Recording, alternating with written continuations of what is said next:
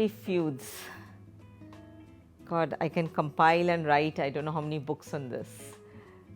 Over the years that I have seen and been in the insurance industry, you know, that is when it comes to writing the beneficiaries, that's when the true story comes out of what exactly is happening, you know, behind closed doors.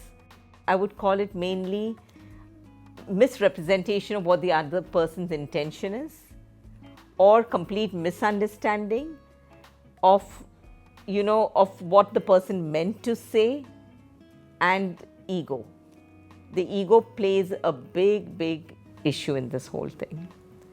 Person who has actually earned the wealth, and here in the UAE, I think it is normally we come across the first generation.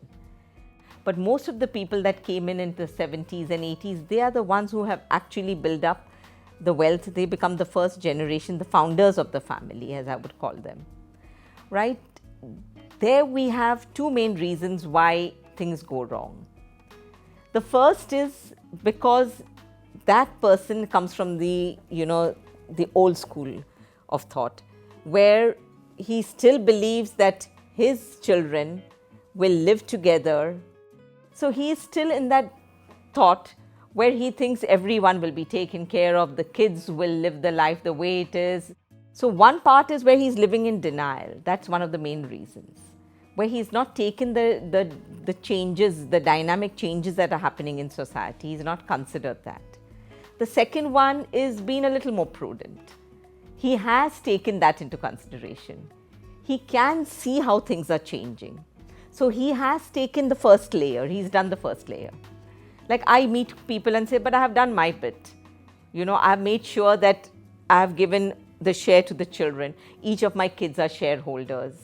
Or I have given one part of the business this child is going to run, this part of the business this child is going to run.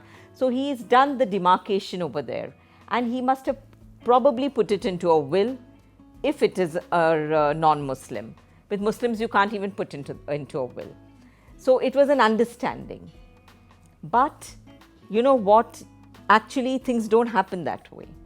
What is said verbally or written on a piece of paper, eventually when that occurs, everything is a different story altogether.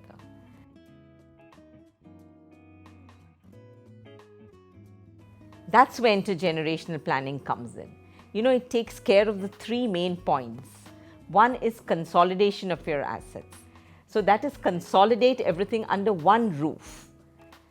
Second is that not every member of the family that you want to hand over your business to is going to say that, yes, Dad, this is what I wanted to do all my life, right? Since we have given them the education and the wings, somebody may want to become a chef, somebody may want to become a singer. They come asking for their share. So we have to take care of the inactive members also in the business. The ones who are working, it's different. For the ones who are inactive, it's different. But there is a share for everybody.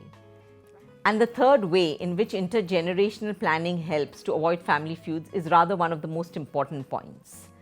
You see, what happens is when there are shareholders, right, whether they are family members or outsiders, we overlook the importance of having put everything down very clearly in an MOU, right? Because they're family members or because two friends have got together, put in money, they are not bothered about it, thinking that, oh, we understand, everything is perfect.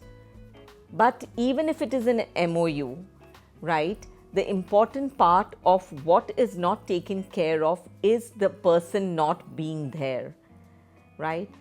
Death is inevitable. With what has happened through the last turbulent 2 years, there is no age left. We see the younger ones going faster or earlier than the older ones. But what is overlooked is if suddenly tomorrow you're not there at the business, right? Then how are the families going to be taken care of? So the protection, what I call it, the shareholder protection, is rather a very important aspect of intergenerational planning.